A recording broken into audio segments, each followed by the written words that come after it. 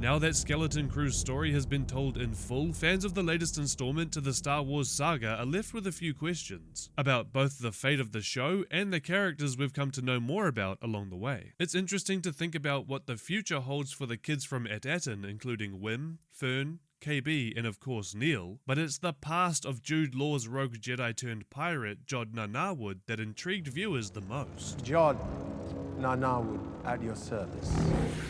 In the tense finale for Skeleton Crew's first season, titled The Real Good Guys, Jod comes clean about his history and how he can seemingly do all the things a Jedi can, only meaner. When I was your age, all I cared about was not starving.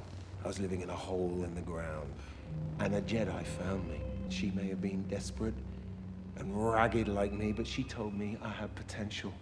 She only taught me a little before they hunted her down, and they made me watch whilst they killed her. That's the galaxy. It's dark, with a few pinpricks of light. And for those, I'll kill who I need to kill. And powerful as it was to have this story told to Wim and Fern by the talented Jude Law, it turns out the show's creators, John Watts and Christopher Ford, intended to show, not tell, all about how Jod became the credit-obsessed scoundrel that we see on screen. Long last, I brought you to the only thing that matters.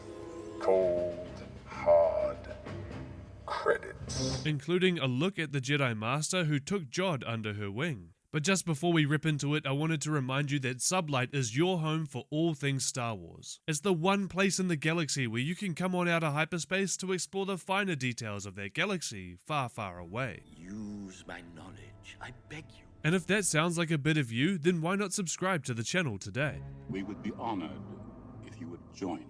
Before the series debuted on Disney Plus in 2024, fans and internet sleuths alike found an interesting entry in the Skeleton Crew's cast, with Hayley Webb tipped to play Jedi Master Nina Narwood. You see, the last message from the Republic stated that all Jedi were traitors.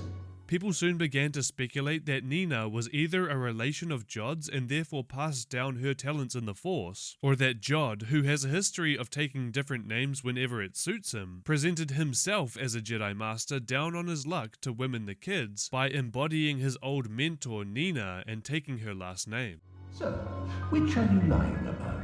Being an emissary or a Jedi? While in the end this piece of casting floating around online was incorrect, it turns out that scenes featuring a Jedi Master with Jod were filmed, but ultimately cut from the finished story. Wait a minute, where'd she go? Bring her back, play back the entire message. What message? The one you've just been playing. The one you're carrying inside your rusty innards. An actress by the name of Yasmine Massri recently took to social media to reveal that she was cast as Jod Nanarwood's Jedi Master in Skeleton Crew. Over on her Instagram, she shared some behind-the-scene photos from her time on set, showcasing her character in full costume. The post shows Yasmine wielding a lightsaber and even some choreography behind the scenes of her preparing for the role. Sadly, no trace of Nina can be found in the final show. Master? Because someone erased it from the archive memory. According to Massri, it was the shortest acting job she's ever done, but the most meaningful one to her inner child. Truly wonderful the mind of a child is. So why would a Star Wars show remove scenes of a Jedi Master in action? John Watts recently shed light on the creative decision to leave the flashbacks out of the show. In an interview with Entertainment Weekly, he mentioned that while Jod's story is fascinating, they wanted to keep the focus on the kids' perspective in this first season. He said the kids are seeing someone as damaged as Jod for the first time and they can't fully understand him. Christopher Ford added to this saying, "What's great about Star Wars is how a character's backstory can spark so many new possibilities for the larger galactic timeline." He also said that there's limitless potential to explore these ideas in future. I've known Ford since everyone calls him Ford, no one calls you Chris, right? Do you want to be called Chris in the round table? No, that's weird. Just call me Ford. But hold on just a minute, I thought Skeleton Crew's ratings were in the toilet. Well, for the creators at least, that doesn't seem to be their focus. Here's what you do. Forget him.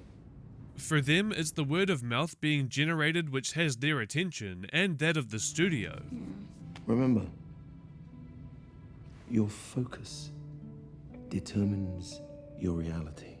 They say that hype around this show has been building week on week as the series progressed. But when it comes to solid plans for future stories featuring Jod and the rest of the crew, it seems that there are none yet. Jon Watts has said, "We have ideas in our heads for sure. We're waiting to find out what everyone else thinks, but we've always had an idea of where this could go even before we made the first season. We haven't gotten deep into those conversations. We're happy that people are finding the show as well. We've slowly been building viewers over each episode, so that's a really exciting thing to watch that grow, and the word of mouth has been really positive. So we're excited to get back together with everyone and talk about the future soon."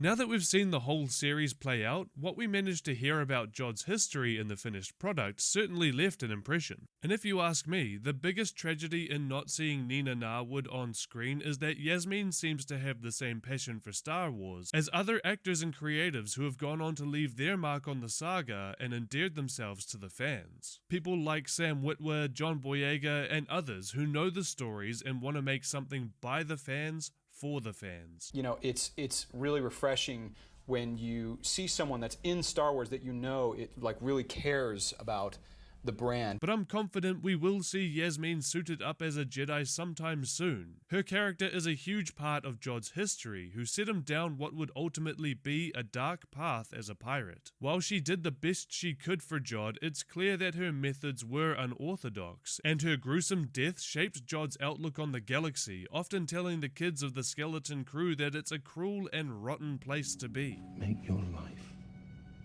the one you want to live. The season wrapped up with Jod's plans for plundering At-Atin's riches unraveling before his eyes, and with the skeleton crew and their parents working as one to overthrow the pirate invasion with the help of the New Republic. Ken, pirates are attacking our planet. You said to call you. I'll contact the New Republic. They're the greatest pirate busters in the galaxy. They'll be there in 2 flaps. It's clear, however, that Jod's story isn't over, and perhaps neither is his connection to his former Jedi Master. Could Jod's past be revisited in a future season of Skeleton Crew, or perhaps in another Star Wars project? Both Watts and Ford have hinted at more to come if the show is renewed. With so many threads left to explore, Jod's deeper backstory, the kids' growth in their place in the galaxy, the potential for Skeleton Crew Season 2 is immense. We're not done yet. Fans who enjoyed the series are already speculating about where these stories could lead and whether Massri's Jedi Master could appear in a flashback or a spin-off. Thank you so much for watching. Remember to sub to Sublight if you're new around here, and leave a like on the video if you learned something new. I'm betting you did. And remember that the Force will be with you. Always.